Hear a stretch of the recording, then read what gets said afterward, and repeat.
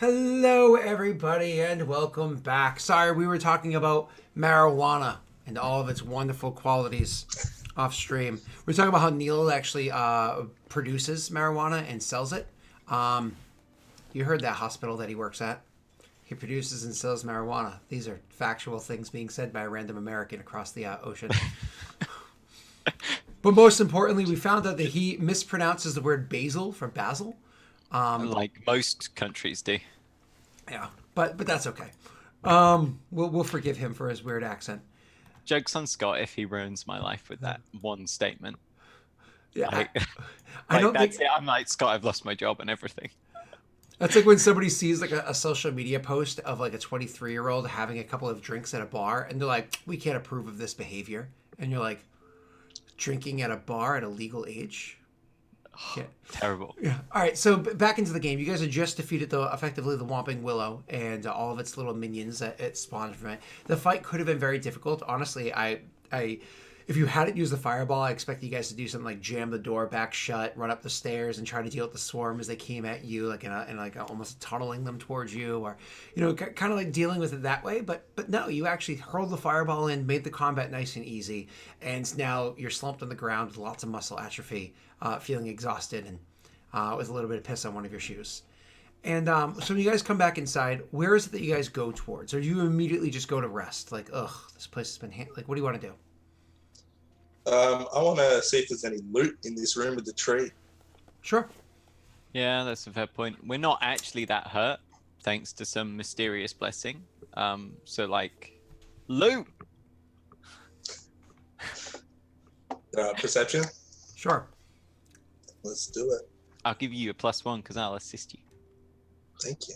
I can do that. I know Pathfinder system.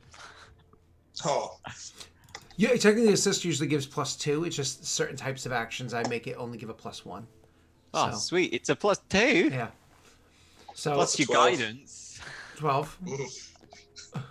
He didn't say. So you get a 12 on your perception check, and so you go walking around trying to find out if there's anything of value underneath this tree and under the roots and the dead creatures about. And unfortunately, you don't find anything. Maybe there was something of value and it got burnt up by the fireball, or maybe there was nothing of value here in the first place. But you go walking about in the room for a considerable amount of time and don't find anything. okay. Another thing I would do is I wanted to make one sift check right in the center where the tree was. So right in, so I can see kind of under the ground. And you're gonna use sift to try to do that. You said. Yeah, just Yeah. at the base of the tree. So he goes and stands and puts his hand on like the base of this burnt tree. Absolutely, go ahead. Lifts it up, realizes he's got a mix of piss and ash all over his hand, and he's like, ah. Doesn't Wipes it on your cloak. and I will guidance myself.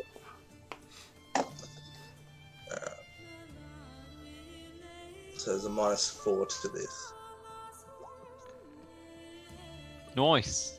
Okay, that's not bad. 17, I should say, right?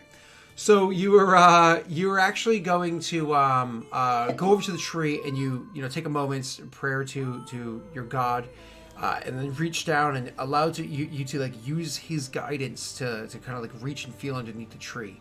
And what you do feel down there is not necessarily that there's items that are down there, but what you actually find is there's still a bit of the tree that's left.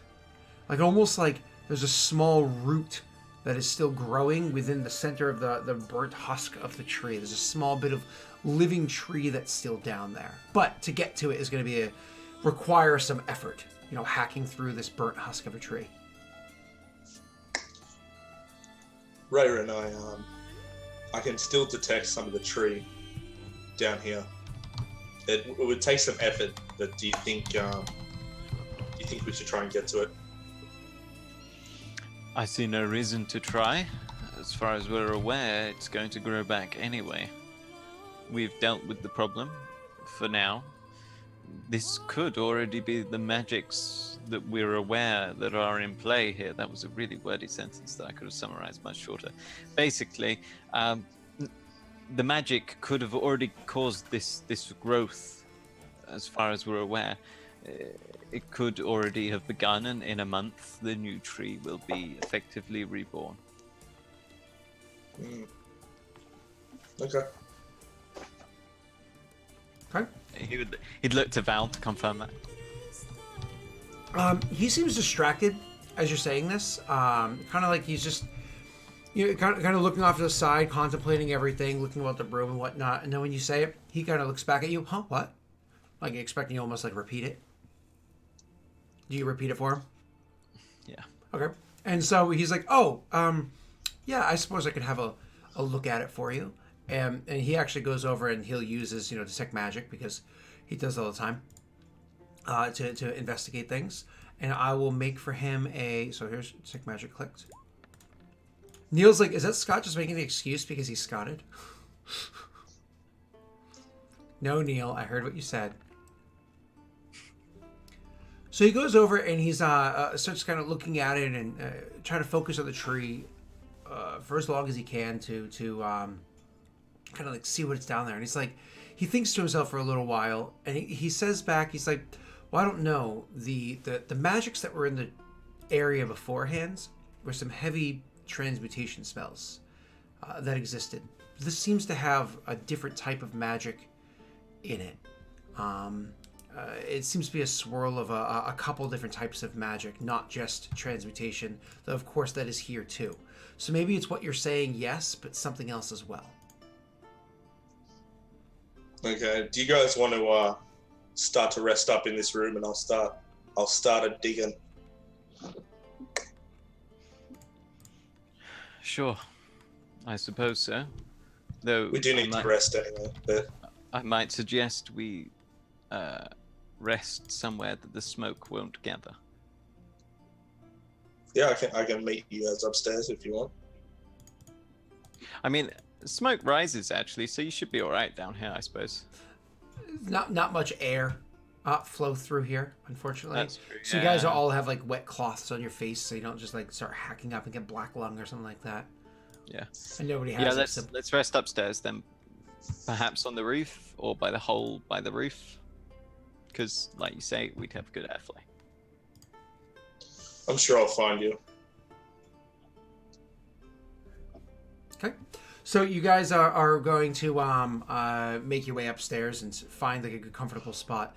And actually, what Valrin would actually suggest to Rayrin is, perhaps you guys can go and start plotting out where you're going to head to next, unless you intend to head back to that first keep. And so for you guys to go and find the room that had the table in it, and to go in there and have your conversation. Not like have a conversation amongst each other and figure out where it is that you're going to go next. Yep. So, when you guys go into that room, I'm going to have you make checks in a second. We're going to go back down to Jake.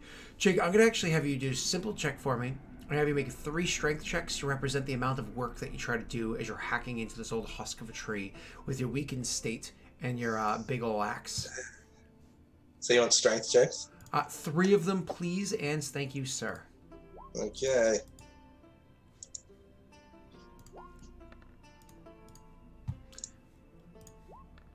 Terrible? Mediocre? Yes! And amazing! What? That's crazy! Okay, so the first He roll... ramps up. He's slow, and his muscles are aching. Yep. Oh, sorry, I won't take Scott's thunder. No, you're fine. Please, would you like to, Neil? No, you do it. So it's You literally... start. You have to finish. Yeah, you have to finish. Oh, you can't leave us he's this... like- He's tired. He's aching after the fight, and he's starting to go. And as he gets into rhythm, he's starting to warm up. His muscles are feeling, he feels good. Vrogar wants him to set whatever this is free, and he starts going for it and gives it one final, and you hear like a as he twists the blade, cracks the logs or the trunk open, and whatever it is revealed. Okay. And so when you do break open the area down below, you can actually see that there is literally in the heart of this thing, there is in fact a little seedling that's in there, which is what you were kind of expecting beforehand. I think Rayron was expecting beforehand. There is in fact a seedling that's there. The thing is about the size of one of those medium-sized creatures that you had been fighting beforehand. Not one of the little tiny ones, one of the small-sized creatures that you're fighting beforehand. So you can imagine, but buried like waist deep into the actual soil itself. So it's like legs almost acting as roots as they start to go, and its body as like the base of the trunk. The thing is small, and it's not growing at any rates that you can see it visibly growing for what that is. But that ends up not being what you were actually looking at. You realize, okay, yeah, that's here too. But then you find out the thing that you actually were finding. So you see that there. You have your axe at the ready. You know, maybe you can summon up a torch nearby. Thinking about whether or not you burn it. But then looking about at the area of the wood that cracked open, you actually see in the center there, in the cavity in there, maybe it was originally used as an ingredient to create this tree to begin with. But there's a staff sitting inside of it. A beautiful staff crafted of oak that's just sitting there. It's going to take a little bit of effort to wedge it out. Much like if you guys ever eat carrots or like baby carrots and you like eat the surroundings, so it almost has like that little like, you know what I'm talking about, cylindrical bit on the inside, just like perfectly waiting to be so cute, unshelled from the rest of the carrot. But it's almost like that sitting there waiting for you to kind of like dig it out, like a carrot. So I'm gonna dig it out. Okay, so you get that and you start wedging. The problem is you could potentially hurt it if you do so the wrong way. I'm going to need from you, sir, because it's your best thing, a dexterity check. Well, if I'm not doing too well, I might just start yelling out for somebody to come down and help. You can roll your check and see what happens. If I think I might break it, maybe I'll go upstairs. Fuck off, Scott. Ah! I swore. Silencio gets 100 daddies. All right. I'd just go to the doorway. I wouldn't leave the room, and I'd just be like, Ray. I'd just start yelling out his name. Yeah, of course. So, Ray, eventually you hear him calling. We're going to get to what you guys were doing in a minute, but more or less that gets punctuated for a second. So, you hear him calling your name. I need your little fingers. Raren eventually makes his way down. There's like a time where you're like, is he actually coming? Come on, seriously. He just keeps yelling out your name till you come back. Oh my god. Yes, what is it, One? I told you. I need your little fingers. Oh. Over here. Right. And I just walk over and point it out. Fine, so oh, I see you found a stick in a tree. Well done. Thank you. Can you get it out? Sure. Why not? Let's give it a try. You wedge the trunk open, and I'll just jimmy it out. Interjecting the way that Tesh would if he were here, he does, of course, cast his spell again. He does cast his Detect Magic again, and he will make another spellcraft check as you guys are kind of like having your conversation of maybe discussing how to wedge it out and whatnot. And I will guidance Ray as well. Oh, okay, cool. So with the spellcraft check, he actually does look at it, and he does say kind of like it does definitely match both of your suspicions. It is both one, definitely the base of the tree, the root of the tree, still here. The tree hasn't been totally destroyed. There's a seedling here, but on top of that, this is something else. This is what has all the other magics on it. If you can make me that check with his guidance, your dexterity check, sir. Just flat dex. Correct. Okay. Why do you have a modifier? There we go. Let's take that off. That's better. I don't see the roll. There it is. Oh, that was beautiful. You easily you start off with a dagger at first, trying to like wedge it in there, and you realize it just doesn't work as well. So what you end up doing is you end up lining up this axe, you know, in this like perfect spot. You line it up perfectly, and you actually have him like dig his heel, like a drop heel kick into the back of the axe, and it cuts right underneath where it is that you know, part of the staff is, and you start wedging it out, and it pops up on one side. Then you do it to the middle, then you do it to the other side, and eventually able to grab the staff and pull it free. I mean, like I said, the staff is clearly made of oak. It stands at about 5 feet long. The oak that it's made out of, it's not like it's perfectly hewn and soft. It's actually kind of rough.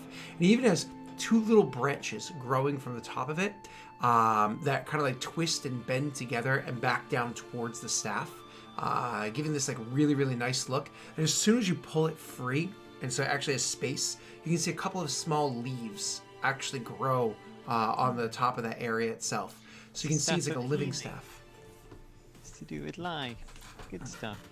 And that seedling, we reckon that's the curse right there. You believe that seedling itself is the plants that this curse is running off of, yeah. So we just pick that seedling up and put it in our bag and destroy it at the right time, yeah? You can certainly try to figure that out. I mean, we got a curse ready to, like, have we got a jar? Has anyone got a vase?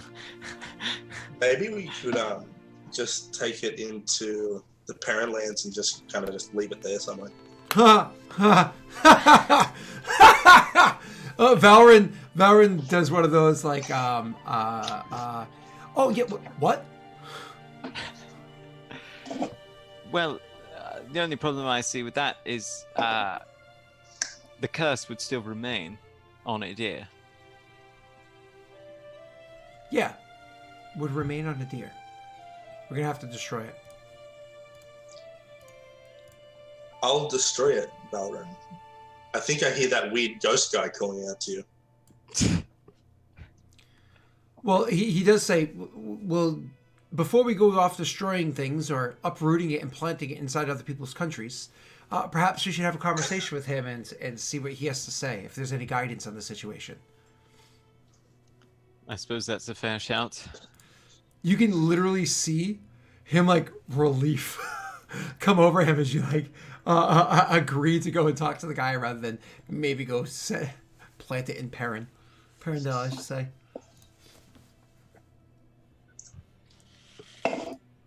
You guys had to go speak to the guy? All right, because I'm not going to sit here and have a conversation with myself for 20 minutes and let you guys hear half of it. He is more or less just going to act as like you know what, I'm going to act as the go-between. I'll just tell you what he's saying, and I'm just going to kind of like repeat back and forth. That way you guys can effectively have a conversation with this dude. Oop, oh crap. There we go. That didn't happen. Nobody saw nothing. So anyways, you guys are going into the room to meet with the guy. And so I'll just talk as him and pretend like Val's not here. The look of victory is on your face, even if it is carried with scars and clear signs of war. I imagine you've recently had successes in one of the keeps. Can we reply to him? Because we can't hear him. Remember, I'm acting as the go-between. What's his face is. More or less, Tesh isn't here, so he's playing translator. All right, we'll talk to him then. We may or may not have beaten the tree. Down below, it's a little bit, give or take. There's a seedling there. Yes. The root of the tree is there. It's been a long time since that has presented itself. I'm glad that it is finally in a state where it can taste fresh air, not being choked out. But alas, it's not going to last long, is it? You do need to destroy the thing to break the curse. I see. So the seedling there is in fact the good part of the curse. For now, before and the eventually curse... it gets perverted, I see. Exactly. Well, why would we wish to destroy it? To break the curse, you need to break all 7 of them in 1 month's time, or 3 of them simultaneously. Yes, 3 simultaneous. Destroying the sapling would truly destroy the curse. Allowing you to do it at the same time as 2 others, and releasing the curse of this land. Could we not simply take the sapling with us and destroy it as and when is needed? If you were to remove the sapling from the ground, it very well may destroy it. Then, thus triggering you're having to make one option or another. It's very likely the sapling has to remain here, and someone will have to destroy it, assuming you're choosing the path of 3 at once, at the same time as the other 2 are being done. Well, that seems more likely to me than being capable of destroying 7 of these things in a month. Now, pardon me, I am centuries old, so I need my yogurt. Sorry.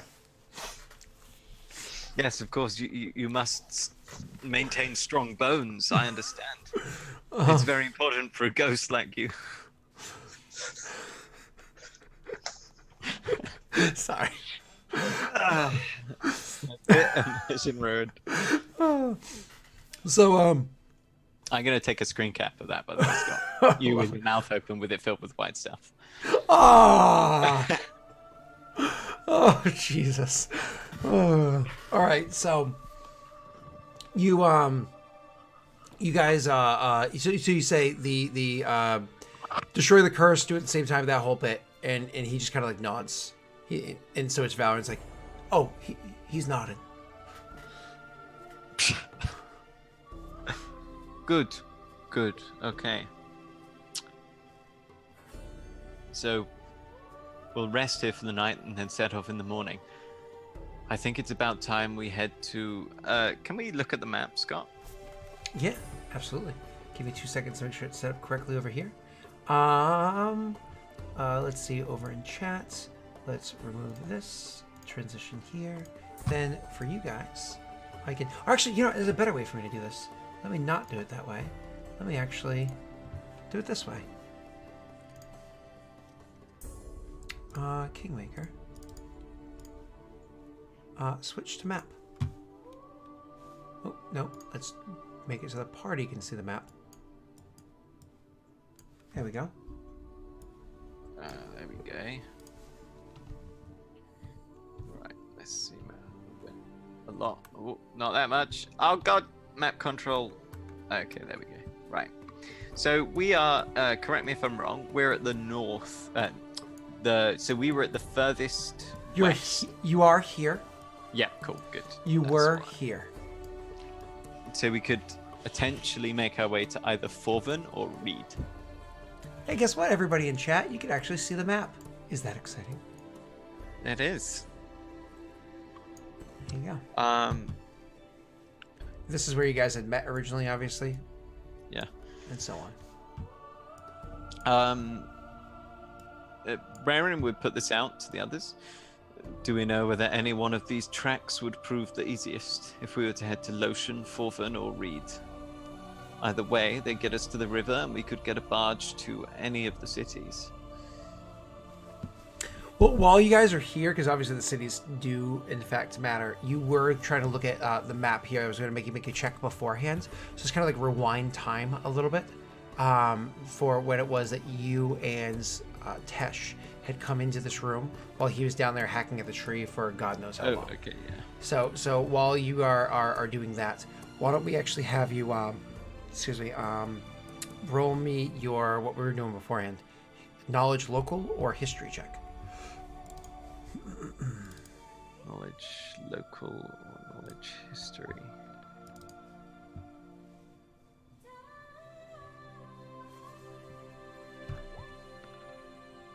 Nice. Ah, it was so close to a 19. It's because my sheet's broken. That's what I'm blaming out. Yeah, sure. That's why, not because you suck. So unfortunately, no, not unfortunately. How do you guys feel about Valorant? Do you want him to use a Twitch pool of luck? 15 is not bad. Correct. It is not bad. Would you like him to use a pool of luck? No. No. No. No. God, Scott. But what if I said that you actually assisted him, making that a 17? Meaning you actually have a 50-50 shot of making it a 20. Then would you want to use a pool of luck? No. Okay, so you guys are having a conversation looking over the map. Be quiet and eat your yogurt, old man. You guys are using the map and going into the notes that he had taken beforehand, back when he had studied Idir all those years back in Parendel, in his homeland. And one of the things that he had noticed all that time ago was that there was, in fact, one of them inside a city, literally the capital city itself, which is right here. Oh, there's one in Hard Gwen. Exactly. There's one that's there, effectively hiding in plain sight. That was something I believe we had discussed maybe 2 or 3 sessions ago. Was that there was one here. So that would also be a good location for you to go to. And there is a river that exists there as well. So you could always travel directly east to probably north of where Ride is. And then you can, stop through there. And then you have all your treks down to Hodgwen. Yeah. That sounds like the best plan then. So we head to Reed and from there down to Hard Gwen. Mm-hmm. Good. And then depending on how that is, we know that we've then met 3 of them and a giant eagle. We could potentially go so far as to cancel the curse at that point, or we might want to head southeast from Hard Gwen to check what that one is, because obviously in the most western one, you don't know exactly what that combat's going to be like. And if there's like 6 dudes down there, and we know that Valren is Valren, it's like a 6v2. Oh, you know it's undead to the far west one. Yeah.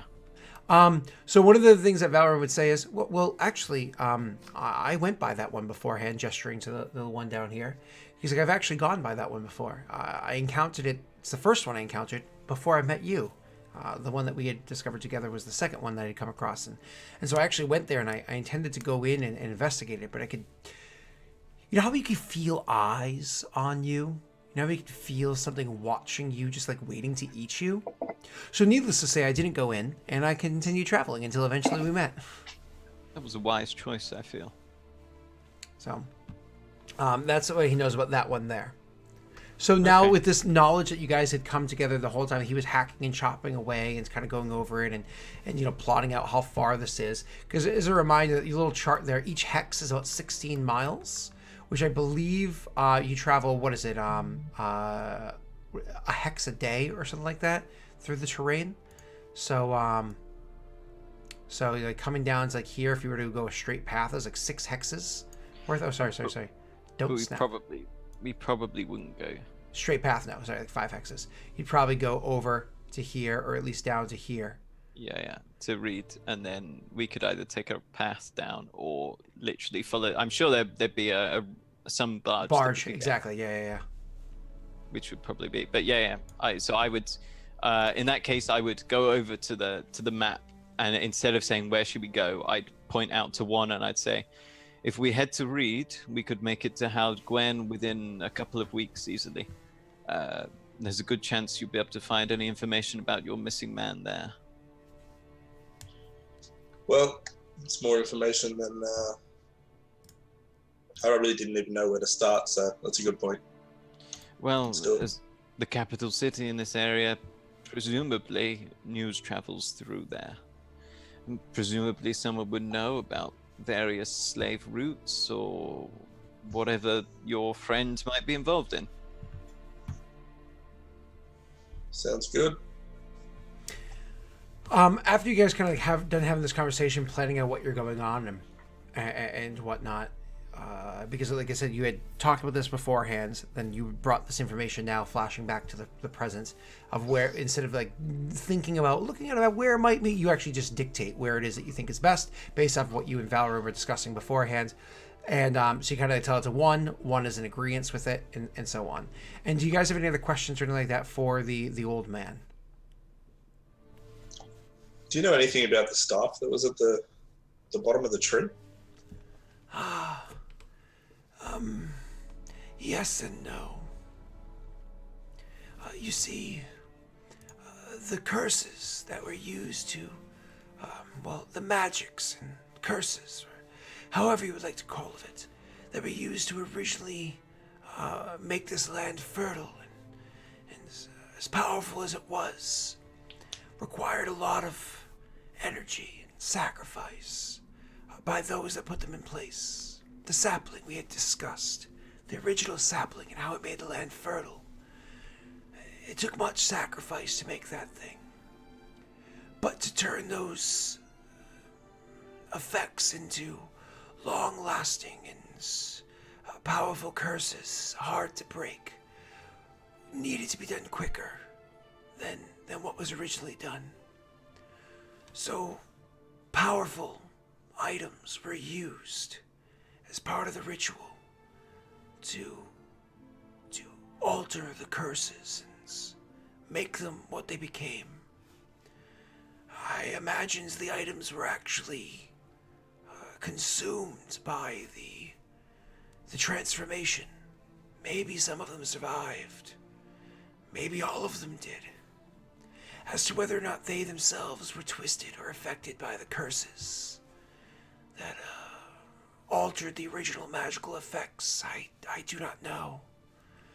But I think I would be wary of anything I found there.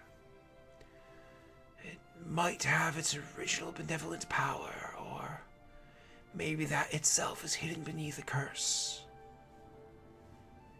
Did you find such a thing? Yeah, we found a weird staff. Kind of like handing it to Valorant, because maybe you were kind of holding it beforehand, handing it to Valorant. Valorant holds the staff, and so he can actually see it, because he couldn't really perceive you guys before. Grabbing the staff and kind of holding it, presents it before the guy, and he nods and says, "Ah, yes. Again, these effects and whatnots, I know of them. They were taught to me, but I was not a part of the creation of these rituals, just informed of them later. I imagine whatever power this staff has would have been of significance to why it was that that tree became what it became. What you can do, however, is rejoice in the fact that you have effectively overcome one of the obstacles set before you." This fellow, he said that he was here because of the curse, like as a ghost. It's not exactly what he said. But so you could ask him directly through Valorant. I thought, no, I'm confirming what I think I know with you first. I thought he'd said that his existence is like sustained by the curse. Oh yeah, yes. If that's the case, and he wasn't involved in the generating of the ritual, why is he still here if he was only informed about it? So ask him that. If you're only informed about it, why weren't you here? I wasn't part of the creation of the ritual, but I am still linked to it. It is still, I suppose, my blessing and my curse, my part in it. It is what was asked of me, and I serve gladly.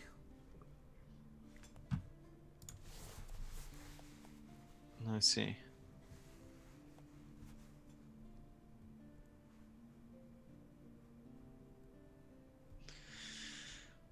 In that case, I suppose there's nothing more to say here. We should rest and head out in the morning. Is there any way to summon the bird? You ask him that? He says, Yeah. I believe she goes where and when she pleases, but typically stays in a relatively small area. She takes perch in a few of the keeps, though which ones I do not know. I know that she was in one that we had met in prior. The one that's... I can't remember what curse it was that you had said was there. And she was in this one, which we are speaking of having the tree within. Maybe there's a way to call her, but she goes where she pleases.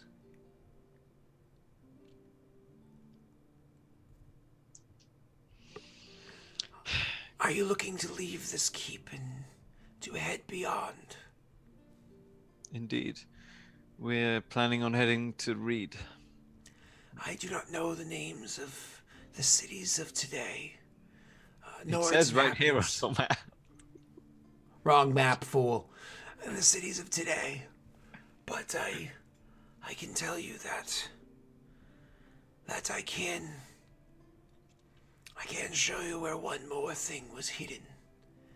Not under the table where you had looked before, but elsewhere. And he actually goes over to a different area of the room, and he, gestures, like taps on a portion of the wall, to which one of you would go over there and kind of like grab the wall and shimmy it slightly. Finds like a little hidden compartment, where inside you find a strange looking ring, almost looks like a chakram. You know what I mean? Like a Xena's weapon, like a strange looking ring. But the inside of it isn't like just a perfect circle, like a frisbee, right?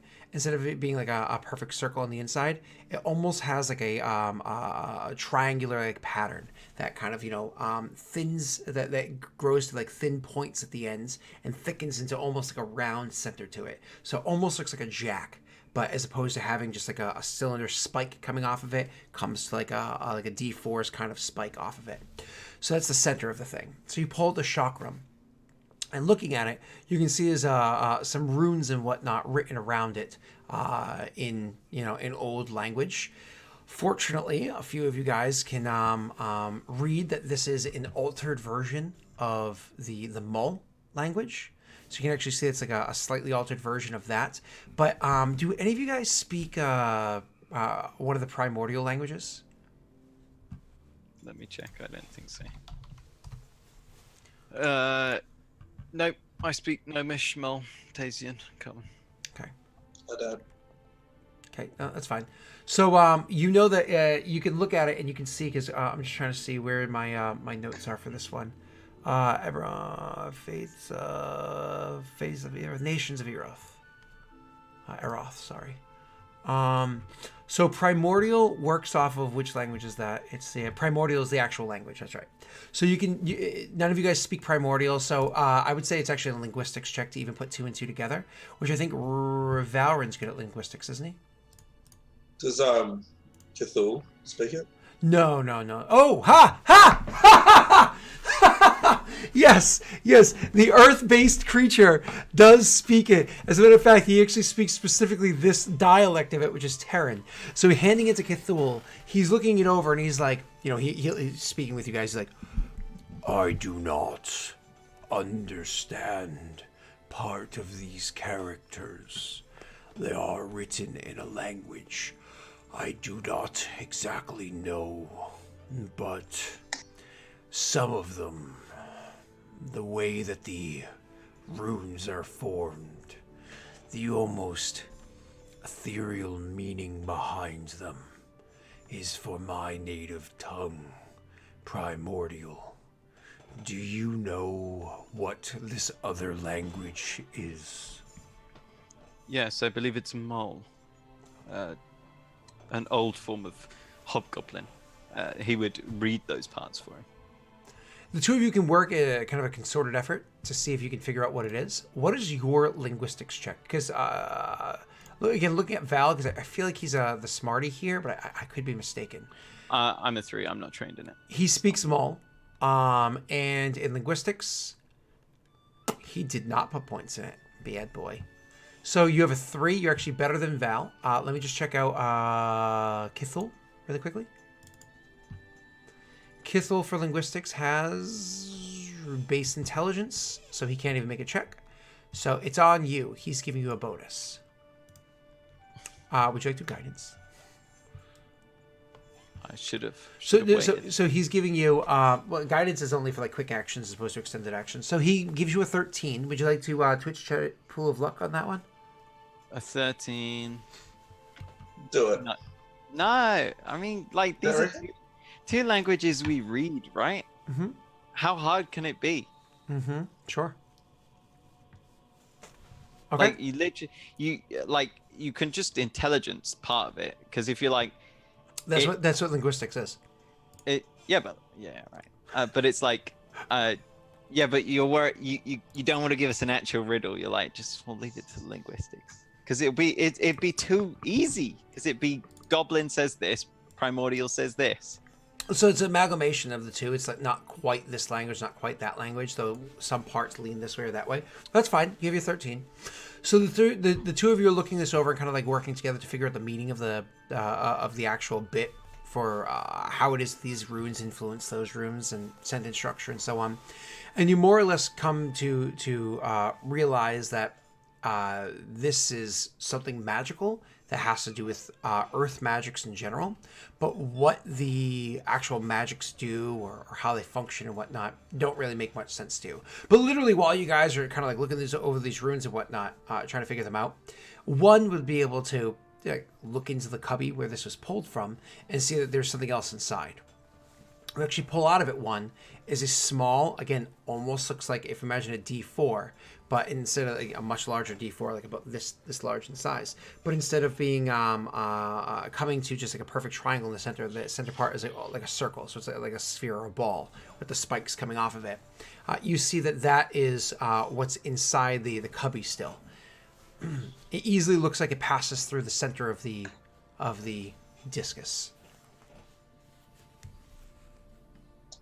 Oi, look at this. This is interesting.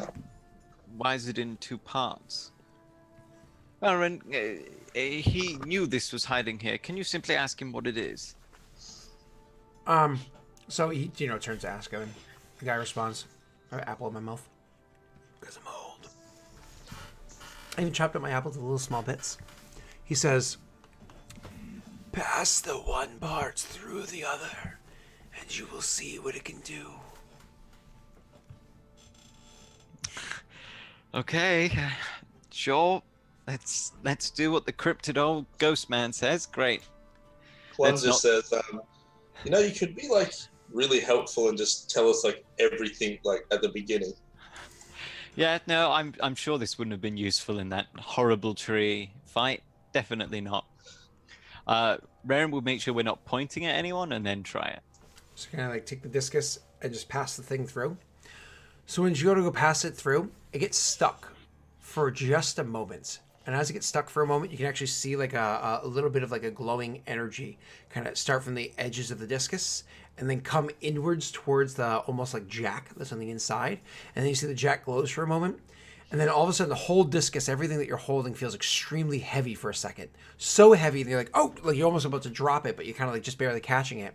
And then the jack falls out of the discus with such incredible force. It actually catches you off guard and almost hits your foot, but just barely lands next to your foot and sticks with a bit of a crack into the ground, literally putting a small crack into the ground where you are by your feet.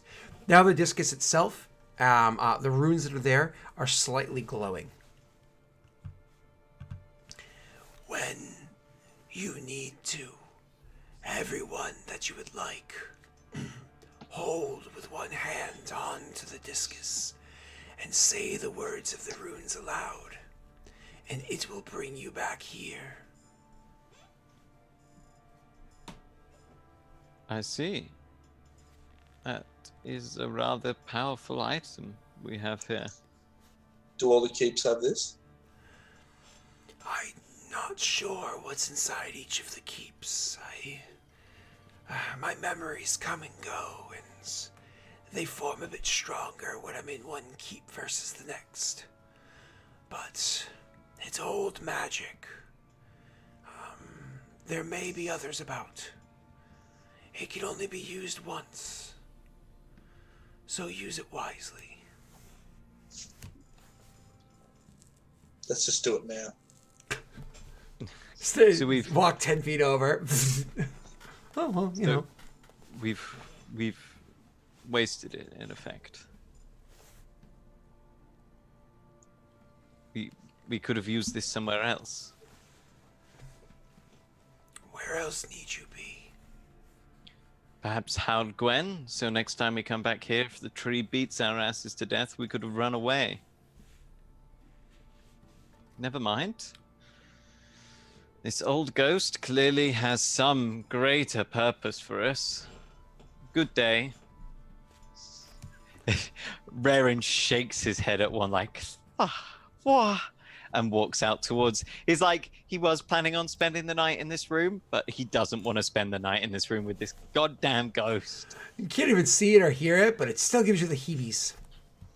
Yeah, he could be like right there, just breathing in my face. What the hell? I almost imagine while your character's sleeping on the ground, just kind of like sleeping there like that. He's doing like an old Halo party teabagging.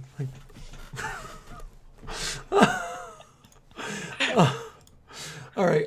Yeah, when he wakes up and he's just there like gone, disappears. So you guys are make your way back to a different room where you can kind of spend the night and you can rest. So when you get to that room, everybody kind of has a debriefing conversation. I don't think there was anything else that you need to discuss My amongst. memories come and go. I have no recollection of that. It was another ghost. I have a brother. He looks just like me. Sorry. So, Goddamn teabagging ghost. unless there's any more debriefing conversation you guys want to have with one another, I imagine you all just kind of like get together and sleep. Start a fire, cook up some rations. One would say to Rayron, he'd be like, what if there's no ghost and Rayron's just super, I mean, not Rayron, Valorant's just super old and crazy. You say that as Valorant's over there trying to start the fire, like struggling really hard because he has no fire magics. I've considered that as well. He seems to at least be fond of us, if nothing else. I presume there'll be some sort of tell before he goes entirely off the rails. For now, we appear to be benefiting. He motions to some of the magic items. And he did employ us, after all. He remembers that he has prestidigitation, kind of bops himself in the head and snaps his fingers and the fire starts. For a smart guy, he's not really that smart. Yes, prestidigitation cannot be used to do that.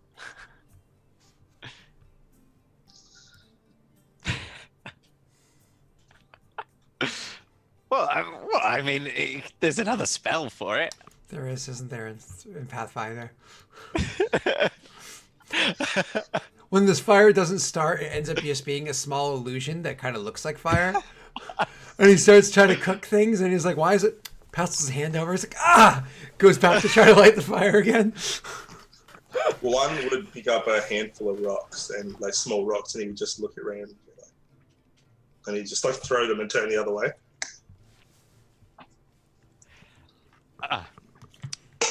Not ready. Look, I'll teach you about arcane magic one day. It takes a lot more preparation than that. You know, your sort of thing. Nonetheless, Raren would go over and start the fire with the flint and steel. Takes about 30 seconds. You'll hold the flint on the bottom, see? Oh. Flint. I thought it was rock. So no. So anyways, you guys are getting your fire started. And you guys can rest. Now, before you actually rest, let me make this check right here. Rocks fall, you all die. My God.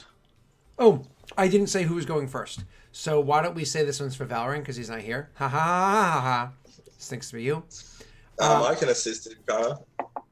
You can assist. And healing? Is it a check, is it? Yeah. Because do you have better than a +4? No, I have a +3. Okay, yeah. So you assist, so he gets a 14, so it still fails. So now we're going to do it on, we'll say Rayron next.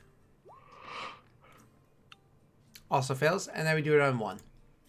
One just waves him away because he's like, I'm cool, man. If he successfully heals you, you heal 2 points of strength damage instead of 1. Okay, sweet. Well, yeah, heal me up. No, come back. No, give me a rub down. It's okay. I like the way your stone-like fingers really work those. So anyways, you it only works on you because Kithel missed Val by 1. So you each heal 1 strength damage except for 1 who heals 2 points of strength damage. Everybody heals their level except for 1 who heals double the level, but I think he's not injured anyways. But most importantly, you guys level overnight. You guys are actually going to be level 2. Now, for you viewers, just so you know, what we actually did was we leveled our characters, knowing that they were going to level before this session, because combat would have gone slightly differently if we didn't have the power just die on us last week. They were going to come into the session leveled up. So we actually pre-leveled everything. Broken by Scott. We had everything pre-leveled for the characters over here, with the exception of one detail. They didn't roll for health points. So I'm just gonna have you guys roll for your health points to see what we're actually adding to our characters. So before you roll, say what your current health is, and then you can roll and add your totals. I mean, you haven't told me how to do this, Scott. Do you just roll? Or I mean, do I roll?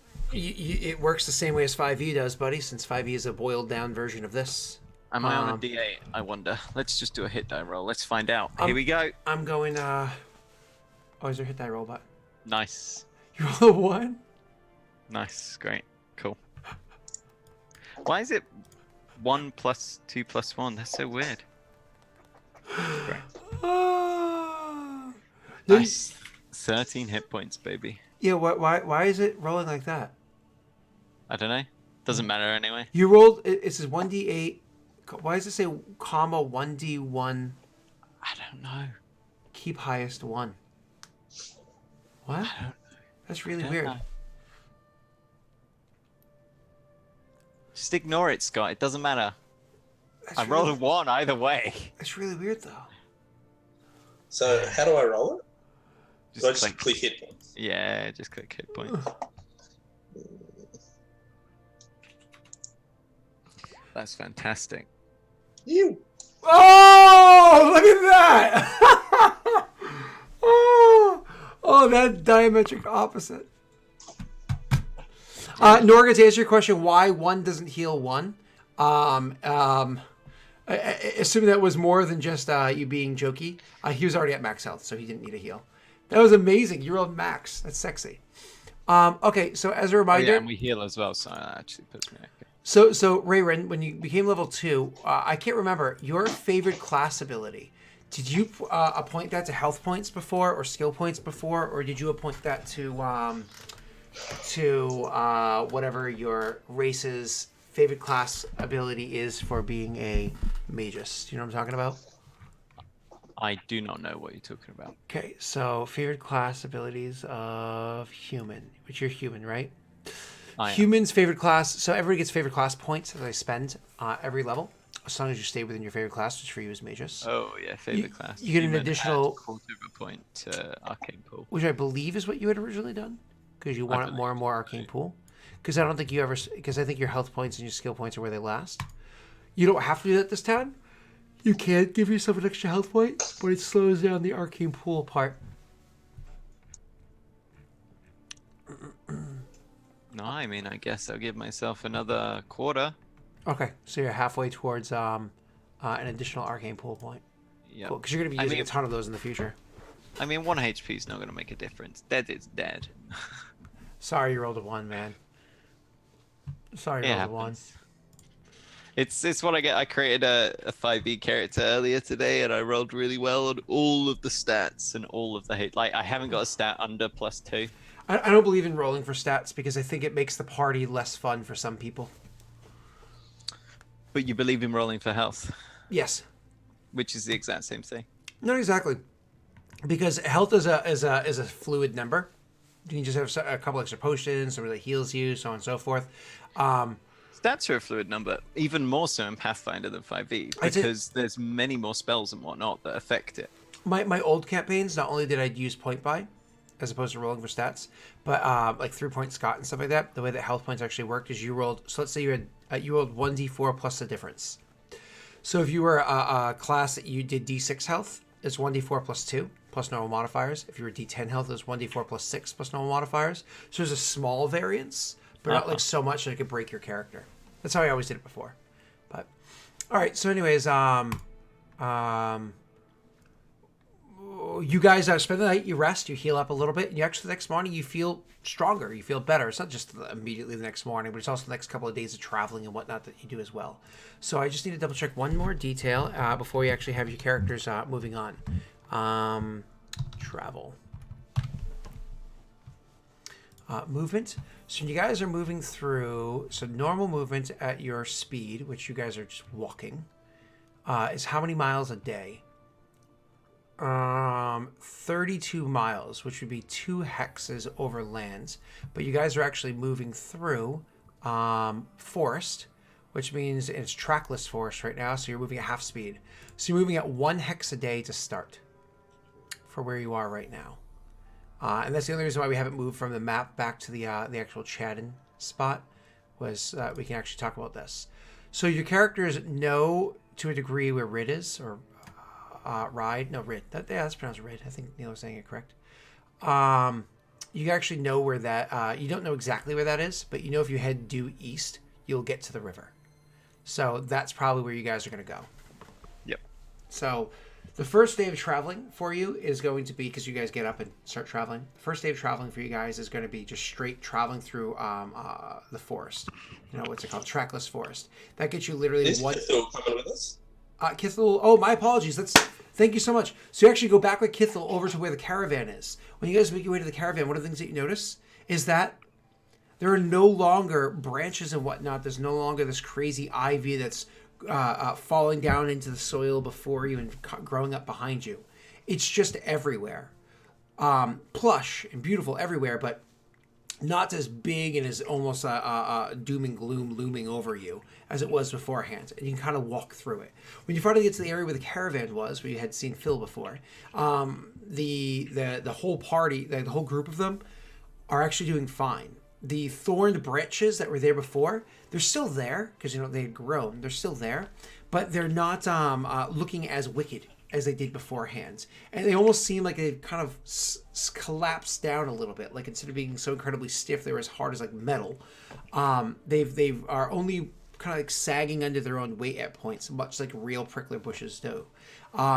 The group of people there decided to actually spend their time to hack their way through the branches, with machetes, being careful, leather gloves, so on and so forth, and to actually pull out the bodies of the unfortunately maimed people that had died here days beforehand, when the caravan was originally attacked. They then spend some time and bury the bodies. And are you a part of that ritual at all, or no? I mean, yes and no. Like, this is their family members, potentially. And actually having strangers, even ones who've helped you, come and help you bury them, may not actually be what they want. These particular ones, they appreciate the fact that you are the reason why they are living, and you are the reason why their family members are getting proper burial. You've quickly made strong friendship, and clearly they would enjoy your company. You're invited to be a part of the ceremony. Yeah, they fed us. Of course, we're happy to help, right? And then right? They gave one something to drink. So one more whole day we're going to spend doing this with this caravan and whatnot. You actually spend an entire day doing this. Where Who's you guys, the leader guy here? His name's Phil. Okay, I would also take Phil aside and say, and tell him, like, I don't know, the appropriate thing for servants of Rogar to say when you are burying someone. And I would see how receptive he was to doing that. Roll me a religion check.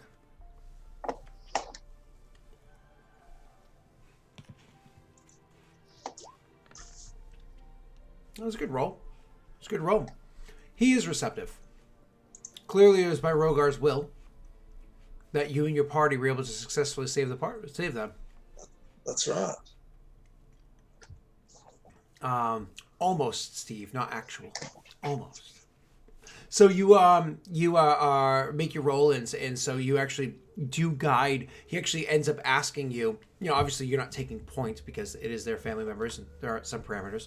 But they actually ask you if you want to be like a main part of this ritual. I'm going to like take over at certain points and say your words. You agree to do so, and so I would also be leading Phil, like, and showing him what to do. Absolutely. And so all of a sudden the party finds themselves in a Rogar burial ritual for these people, and with those like concerned smiles on their faces, tossing glances at each other. And the part of the Rogar ritual is to feast and to rejoice, because they died fighting. They didn't die cowering, they died fighting back and trying to live, right? So so you guys drink, you guys eat well, drink well, and actually have a great night. You can heal one more point of strength damage for each of you. I'm not going to make heal checks again. And then finally, the next day, you head out and you start traveling. That first day of traveling, you get as far as to here, in which case you heal one more point of strength damage, each of you, for another day having passed. So it's literally 3 days later. Oh, sorry, 2 days later. And that's when they kind of like things open up. The forest starts to thin out a bit, and another half day's travel just over. You find yourselves over to where the actual river is. When you guys finally come to the river, you can of course choose to travel south along the river. Now, could you actually do me a favor? Could you guys make me a survival check? Oh, and to cover one more question that you had asked there, Jake. Kithul does not travel to Rid with you. He's going to continue with the caravan, and they're actually going to Loshev, which is where they were originally trying to head towards. So they're actually heading over in that direction. So you guys make your way to Rid. Could you guys make me a survival check? It's not going to be a thing I can guidance myself on, I assume. No. Presumably Raring can assist. Mm-hmm. Okay. Okay. That's a sexy roll. So you guys are actually doing incredibly good job. It's really easy. You just head in the direction the sun rises. Is this your level 2 character doing it now too? Yeah. Cool. And yeah, nothing changed on that. Cool. So you guys start heading in the direction that the sun rises, exactly, and then no, my apologies, not that. It's when you come to the river, following along the bend of the river itself, you're easily able to find berries and whatnot, foods to eat, keep your stores up, but you're also able to find tracks here and there of creatures that might be none too pleasant, and there's no reason to continue, dulling your blade against things here when you've been so removed from towns and cities and whatnot for so long.